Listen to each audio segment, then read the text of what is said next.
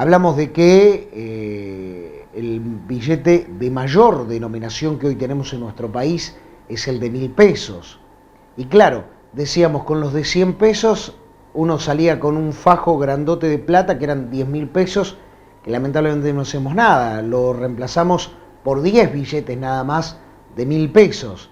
Pero claro, ahora ese billete de mayor denominación que tenemos en nuestro país, que no podemos comprar demasiado con 1.000 pesos, se está conversando y se está hablando para que se puedan emitir billetes de 5.000 y billetes de 10.000 pesos.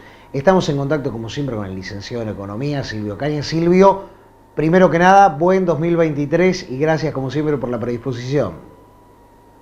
Hola, buen día, feliz año para vos y toda la audiencia. Bueno, como siempre, gracias a ustedes.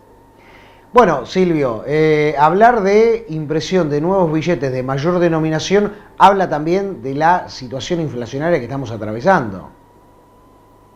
Exactamente, bueno, a ver, venía escuchando tu comentario reciente. A ver, la semana pasada cerramos el año en materia de números con respecto a la inflación, un 5,1, dando un total casi del 95% anual en lo que fue el 2022. Eso, bueno, a ver, si vamos para atrás un poquito, cuando el gobierno armó el presupuesto allá por octubre del 2021, había puesto en el presupuesto que la inflación iba a ser un 36, cuando la esperaba era un 60. En el momento que después fue evolucionando la inflación, llegó un momento de decir, bueno, no va a ser un 60, no va a ser un 36 porque no va a ser un 60, vamos a plantear un 60 de objetivo de inflación para el 2022. Y terminó siendo un 95. En algún momento tocábamos el 100 y pensábamos que podía llegar a superar el 100. Por suerte, en algunas medidas que se tomó con el nuevo ministro de Economía, Sergio Massa, se logró bajar ese número y llegar a al cierre que fue 95. Con una inflación del 95, tenemos que pensar en hace muchos años que no veíamos una inflación tan alta.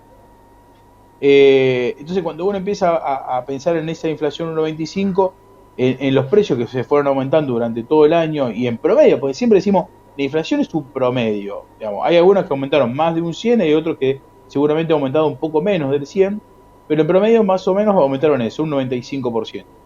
Lo que pasa es con la transaccionalidad. Digamos, cuando uno tiene que salir a pagar y va generando ese flujo de aumento, lo que va necesitando, como vos decías, mayor cantidad de billetes. Ante haber una nominación baja, hoy tenemos billetes como máximo de 1.000, lo que tiene que salir a pagar, antes vos tenías que pagar un alquiler, a lo mejor era 5.000 pesos un alquiler, lo pagaba con 5 billetes. Hoy ese alquiler se duplicó, son 10 o en muchos casos, digo, si 5.000 pesos no alquilas nada, Sí, pero sí. si tenés que pagar un alquiler de 100.000 pesos, significa que tenés que llevar un montón de billetes. ¿Cuál era el tema? Hasta hace algunos días, mientras estaba el presidente de la Casa de Moneda, seguía siendo el mismo, se veía difícil la posibilidad de salir a emitir un billete de mayor denominación. Hoy, con la renuncia, es posible y ya empiezan a analizar si se está viendo. Es muy fuerte el pedido de los bancos, fundamentalmente, para la emisión de un billete de mayor denominación, un billete de 5 o de 10.000. Es muy fuerte la presión por los bancos. ¿Por qué?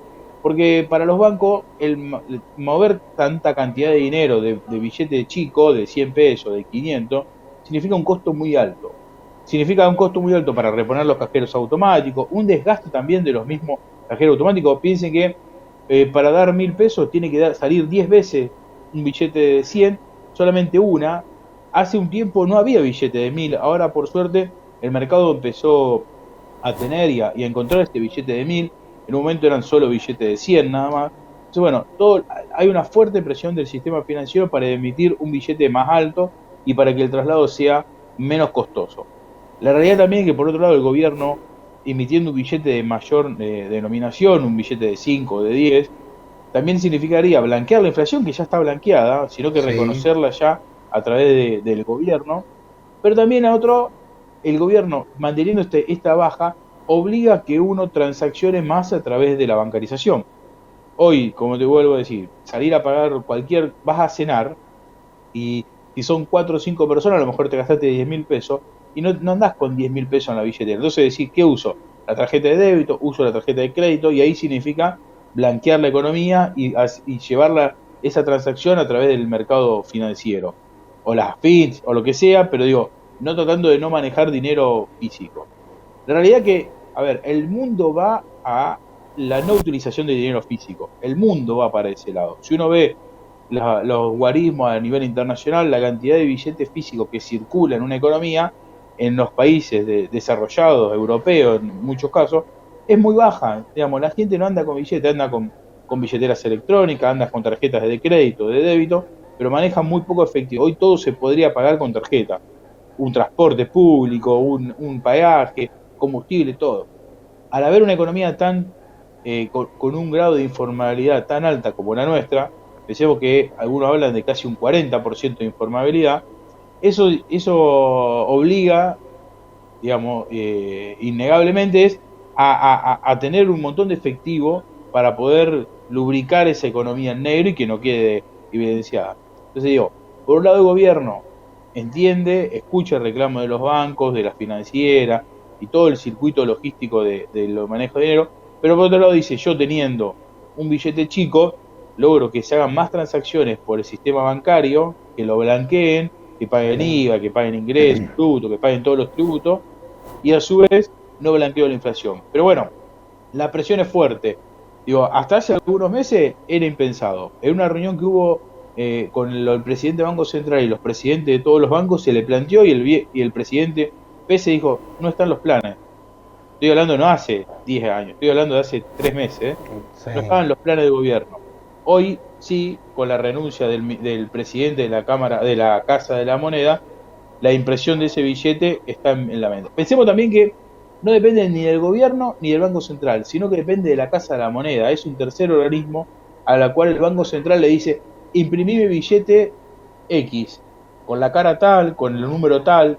Es un organismo descentralizado que es el que se encarga de emitir y el que también le da seguridad a la impresión para que es un billete que sea con todas las características y las normas de seguridad para evitar la falsificación. Entonces, bien, este organismo ahora está instruyéndose y armando láminas, porque a todo esto hay que armar las láminas para poder imprimir y comprando los insumos también para hacerlo, obviamente. Bueno, yo ahora te pregunto, y pregunto por supuesto desde la ignorancia, Silvio, hablamos de la impresión de nuevos billetes de mayor denominación, pero si seguimos emitiendo y no tenemos el respaldo, por supuesto ahí es uno de los detonantes de la inflación, pero ¿se vendrá la destrucción de billetes de menor denominación? Yo creo que, a ver, en el recambio, obviamente que el billete, ya, por ejemplo, el billete de 5 pesos salió, sí, no existe más. El billete de 10 casi que no hay. ¿Por qué? Porque va pasando de mano en mano tan rápido que la destrucción del físico, pensemos que el papel en sí, un billete dura más o menos 6 meses en buenas condiciones, después se empieza a deteriorar y ya pierde la calidad, digamos, pierde las normas de seguridad, inclusive, y ya hay muchos billetes de 10 pesos que ya no circulan prácticamente. Hay unas nuevos de 20, pero termina siendo más caro imprimir ese papel que lo que terminas pagando con ese papel. Entonces, cuando ese análisis se hace fino, directamente no lo imprimo más y salto a otra categoría, salto al de 50, salto al de 100 o al de 200 y uno va dejando de emitir esos billetes de baja denominación.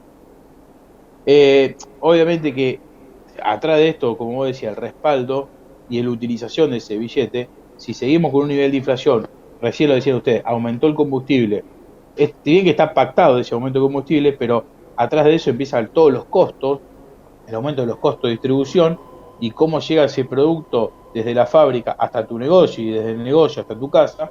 Obviamente que eso es a través del traslado de camiones, en muchos casos que implica mayor combustible, empieza a aumentar el costo del flete, entonces empieza toda la escalonada de inflación. Sí, a ver, que acá no es, si el tema es el reemplazo, si vos vas a emitir más un billete de 10.000 y sacás 10 billetes de 1.000, no pasa nada. El problema es si vos haces el billete de 10.000 y dejás los 10 de 1.000, ahí es el problema. Acá lo que habría que hacer es una destrucción masiva de billetes de 100, que en muchos casos están en muy mal estado, y reemplazarlos por billetes de 5.000 o de 10.000. Entonces ahí la ecuación sigue siendo la misma, la cantidad de billetes que hay, la cantidad de pesos que hay en la economía dando vuelta es la misma, lo único que cambia, en vez de tener 100 billetes de 100, tenés uno de 10.000 nada más. Yo sé que le prestábamos atención a los billetes de 1.000 y ahí tomamos un poquito de dimensiones de cómo se ha ido imprimiendo más billetes, porque en lo que respecta a la numeración y las letras, ya hay letra doble, pero pasando la letra G. Sí, totalmente, totalmente. Digo, insisto, es también porque la destrucción misma del billete.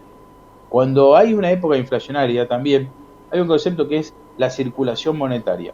Cuando hay mucha inflación, vos el billete no lo querés tener en el bolsillo, querés pasarlo. ¿Por qué? Porque si el tiempo que vos lo tenés en el bolsillo significa pérdida de poder adquisitivo. Vamos a un ejemplo, dijimos la inflación del mes de diciembre 5,1. Vos pensás que agarraste un billete de 1000, lo pusiste en una billetera o te quedó en el bolsillo de un saco. Agarraste el 1 de diciembre, hacía frío, te pusiste una campera, metiste un vuelto y te quedó un billete de 1000 en esa campera. Todo diciembre calor, resulta que el 1 de enero te vas a la costa y te llevas esa campera por la noche fresca de la costa. Metiste la mano y encontraste 1000 pesos. Te diste cuenta que ese no lo tenía, digamos, lo pusiste el 1 de diciembre, lo sacaste el 1 de enero, ese billete de 1000 ya no vale 1000. Ese billete de 1000 ya vale 95 pesos, 94,90, 950 pesos para ser exacto. Entonces, Sí. ahora perdiste 50 pesos, digamos, de tu poder adquisitivo y cuando fuiste a comprar, compraste por 950 pesos. Entonces, ¿qué haces? Ese es el ejemplo, ¿no? Pero si vos pudieras tenerlo y te hubieras dado cuenta, lo sacás directamente del bolsillo y lo haces circular. Cuando hay mucha inflación, la circulación del billete es mucho más rápida, con lo cual el desgaste también del billete es mucho más rápido.